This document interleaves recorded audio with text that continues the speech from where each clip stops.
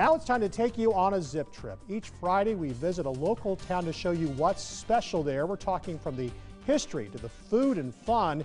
It's all the reasons you need to take a zip trip, and this week we're in Fountain Inn.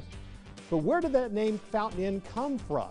And is there actually a fountain? Well, Sevilla Vargas takes you with an inside look at the history of that city.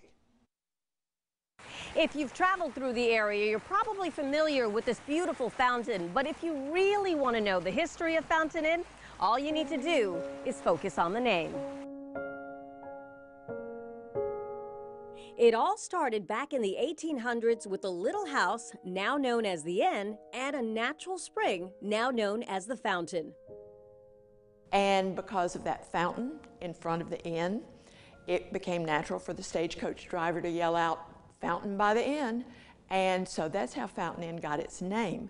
Peggy Nixon from the Fountain Inn Museum says that little inn owned by the Massey family became a perfect place for weary travelers to stay overnight and hydrate their horses.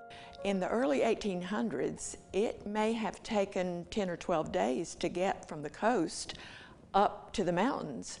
So it was necessary to have places to stop.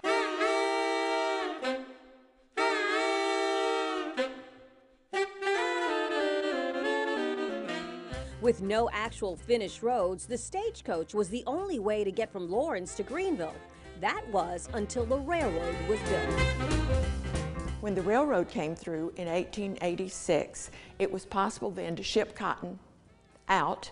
That was a big advantage for Fountain Inn. Cotton farming and milling were big in the town, and a cottonseed oil plant had been established. But this cotton mill was bought in the early 1900s by the Woodside family and became one of the textile mills that dotted the upstate at that time. It was a very successful mill. In addition to its rich history in cotton and textile, there were two men that set the tone for the town.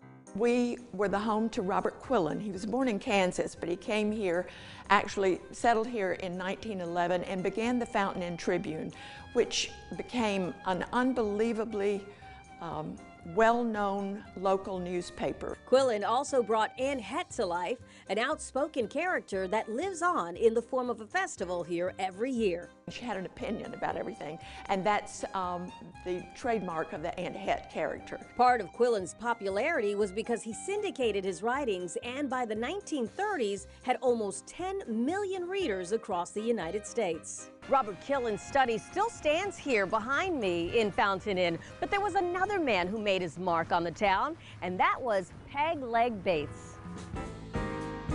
Clayton Bates started dancing when he was just a little boy. The Fountain Inn native got his name Peg Leg after losing his leg in an accident at the cottonseed oil plant. But it didn't stop him from dancing.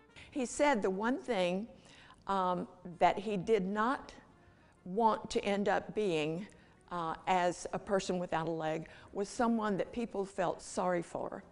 So he decided that if he could be known as absolutely awesome, that would take away any pity anybody might send his way.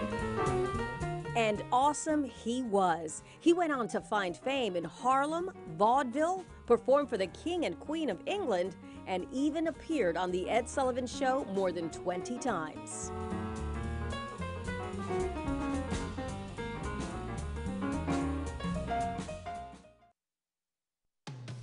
And coming up, we've got much more to come from Fountain Inn as our special zip trip continues. We're going to talk to the locals who live and love that area. It's all straight ahead on 7.